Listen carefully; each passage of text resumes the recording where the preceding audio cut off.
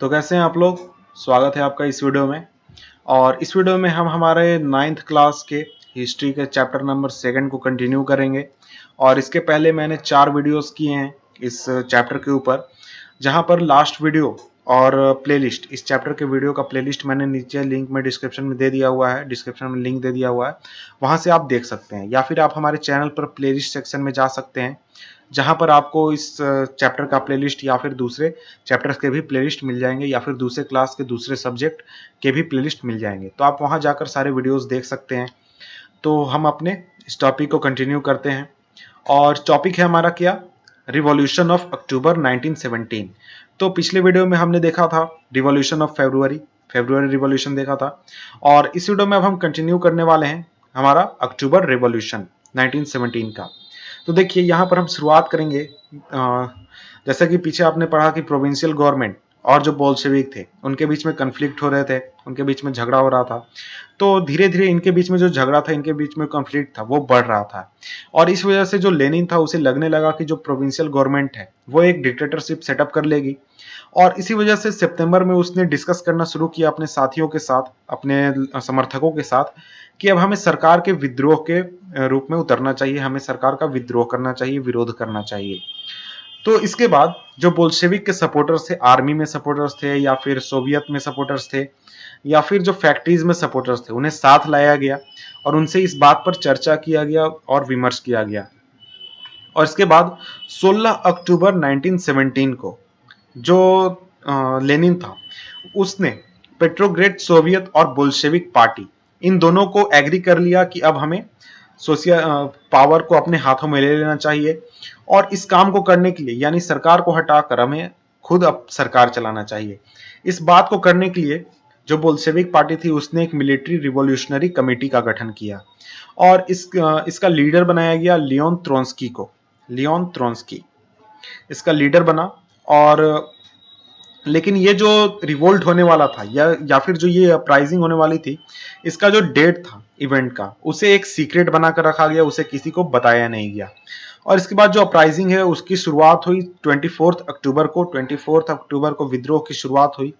और ट्रबल को देखते हुए जो प्राइम मिनिस्टर था केरेंस्की, उसने शहर को छोड़ दिया ताकि वो ट्रूप्स को बुला सके और ट्रूप्स को समन कर सके। शाम होते होते तक जो मिलिट्री के लोग थे, जो कि सरकार के समर्थक थे और सरकार के प्रति जवाबदेह थे, उन्होंने 2 बिल्डिंग्स को, बोल्शेविक बिल्डिंग्स को कब्जा कर लिया, जो कि बोल्शेविक न्यूज़पेपर्स के बिल्डिंग थे। और इसके अलावा जो प्रो गवर्नमेंट ट्रूप्स थे, यानी सरकार के समर्थक, सरकार के साथ जो ट्रूप्स थे, उन्हें भेज दिया गया ताकि वो टेलीफोन ऑफिस और टेलीग्राफ ऑफिस को कब्जे में ले सके और विंटर पैलेस को प्रोटेक्ट कर सके, उसे बचा सके। और इसके रिस्पॉन्स में जो मिलिट्री रिवॉल्यूशनरी कमेटी थी, यानी जो त्रोंस्की के लीडरशिप में जो मिलिट्री रिवॉल्यूशनरी कमेटी बनाई गई थी बोल्शेविक पार्टी द्वारा, उसने अपने समर्थकों को ऑर्डर कर दिया कि वो गवर्नमेंट ऑफिसेस को कब्जा कर ले और जितने भी मिनिस्टर्स हैं उन्हें हिरासत में ले ले, उन्हें अरेस्ट कर ले। और इसी दिन कुछ देर बाद एक शिप थी ऑरोरा। इस शिप ने विंटर पैलेस पर बमबारी शुरू कर दी। और इसके अलावा दूसरे वेसल जो थे उन्होंने नेवा नदी में तैर कर आए और दूसरे जो मिलिट्री पॉइंट्स थे, दूसरे मिलिट्री पॉइंट्स को अपने कब्जे में ले लिया। और नाइटफॉल होते होते तक, यानी रात आते आते तक जो सिटी थी वो पूरी तरह से कंट्रोल में थी कमेटी के, यानी जो कमेटी बनाई गई थी बोल्शेविक पार्टी द्वारा, उसके कंट्रोल में थी। और जितने भी मिनिस्टर्स थे सरकार के, उन सभी को अरेस्ट कर लिया गया था। और इसी मीटिंग में एक मीटिंग में जो all Russian Congress of Soviet थी पेट्रोग्रेड में, उसमें से ज्यादातर लोगों ने जो बोल्शेविक द्वारा एक्शन लिया गया था उसे अप्रूव कर दिया। और इसके बाद जो अपराइजिंग था इनका, ये दूसरे शहरों में भी फैल गया और दूसरे शहरों में भी सरकार के खिलाफ विरोध होने लगा। और इसके बाद काफी हेवी फाइटिंग के बाद, स्पेशली मॉस्को में काफी हेवी फाइटिंग हुई थी। दिसंबर आते आते तक जो बोल्शेविक थे उनके हाथ में पूरा मॉस्को और पेट्रोग्रेड एरिया आ गया, यानी मॉस्को और पेट्रोग्रेड एरिया जो था वो बोल्शेविक्स के कंट्रोल में आ गया। तो यहाँ आप इमेज देख सकते हैं। इमेज को देखने से पहले यहाँ आप इंपॉर्टेंट डेट देख लें। यहाँ पर आपको इंपॉर्टेंट डेट दिया गया है कि क्या क्या चीजें कब हुई थी।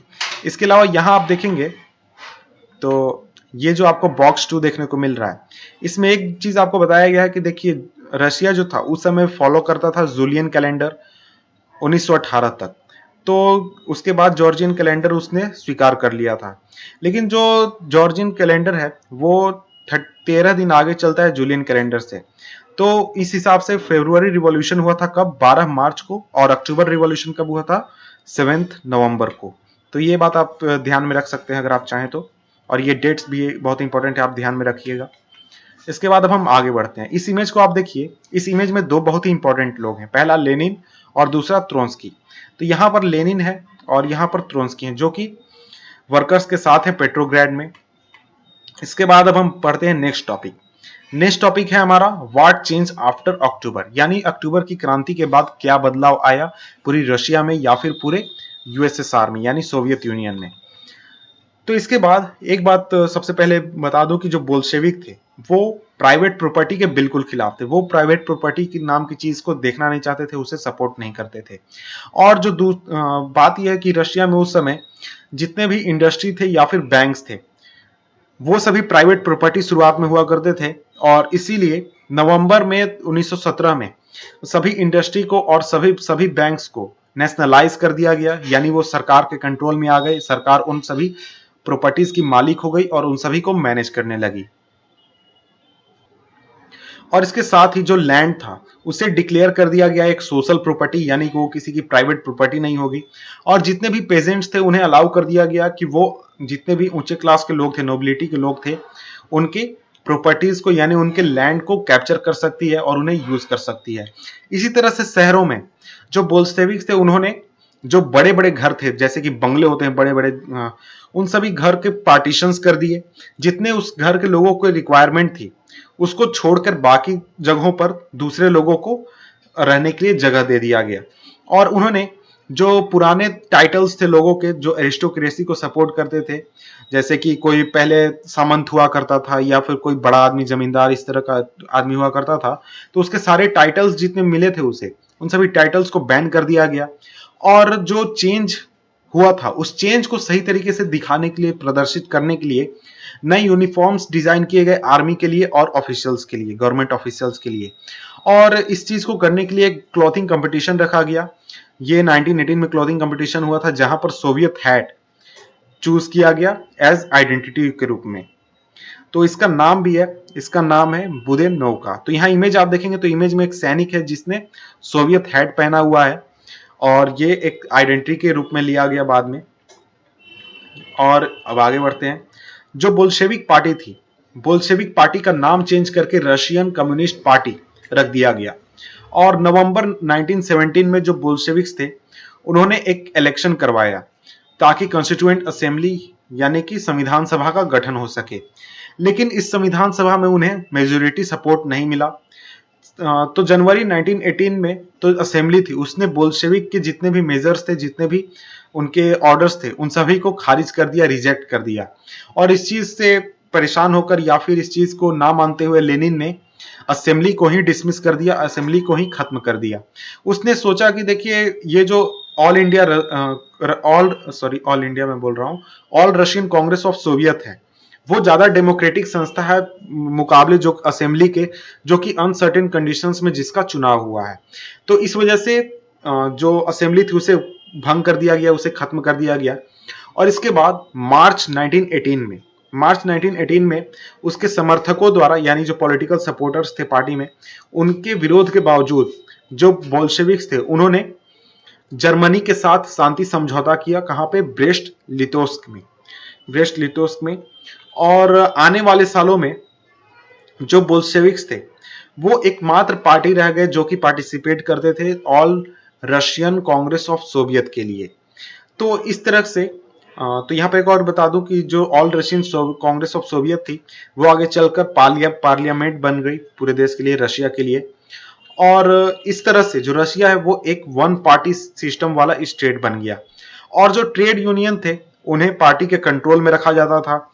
और इसके अलावा सीक्रेट पुलिस हुआ करते थे जिन्हें कि पहले चेका कहा जाता था, फिर बाद में ओजीपीयू कहा जाने लगा और एनकेवीडी कहा जाने लगा। और ये लोग वैसे काम किया करते थे जैसे कुछ लोग अगर सरकार को क्रिटिसाइज कर रहे हैं या फिर उसके बारे में लोगों में भला बुरा कह रहे हैं, तो वैसे लोगों को कैप्चर करके दंडित करते थे, यानी कि क्या कहते हैं, आरोप सिद्ध हो जाने पर दंडित करते थे, ये सही वर्ड होगा। और इसके बाद बहुत सारे यंग राइटर्स जो थे वो और आर्टिस्ट पार्टी के समर्थन में आए, क्योंकि जो पार्टी थी यानी बोल्शेविक पार्टी थी वो सोशलिज्म के आइडिया पर काम करती थी और वो एक चेंज चाहती थी। तो अक्टूबर 1917 के बाद बहुत तरह के एक्सपेरिमेंट्स हुए आर्ट और आर्किटेक्चर में इस वजह से, लेकिन बहुत सारे लोगों का इस पार्टी से मोह भंग हो गया, बोल्शेविक पार्टी से या फिर ऑल इंडिया जो कम्युनिस्ट पार्टी थी उससे। उसका रीजन ये था कि जो इनसे सेंसरशिप लगाया गया था सरकार द्वारा, वो इन लोगों के कामों को कई बार खारिज कर देता था या फिर इनके आर्ट एंड आर्किटेक्चर को कई बार सपोर्ट नहीं करता था। तो इस वजह से लोगों का काफी ज्यादा मोह भंग हो गया। इसके बाद यहाँ देखिए बॉक्स 3 है, इसमें भी कुछ जानकारी दी गई है, कुछ बातें रखी गई है। तो आप इनको पढ़ेंगे तो आपको काफी ज्यादा व्यूज पता चलेंगे, काफी ज्यादा बातें पता चलेंगी इन चीजों के बारे में। तो मैं उस पर नहीं जाने वाला हूं, मैं यहीं तक रहता हूं। इसके बाद नेक्स्ट टॉपिक है the civil war 4.1 the civil war. इसको हम पढ़ेंगे नेक्स्ट वीडियो में, क्योंकि वीडियो में शॉर्ट ही बना रहा हूं ताकि आप छोटे छोटे टॉपिक जल्दी जल्दी पढ़ लें। तो नीचे डिस्क्रिप्शन में मैं लिंक दे दूंगा इस वीडियो का, और प्लेलिस्ट का भी लिंक मैंने डिस्क्रिप्शन में दिया हुआ है, वहां से आप वीडियोस देख सकते हैं।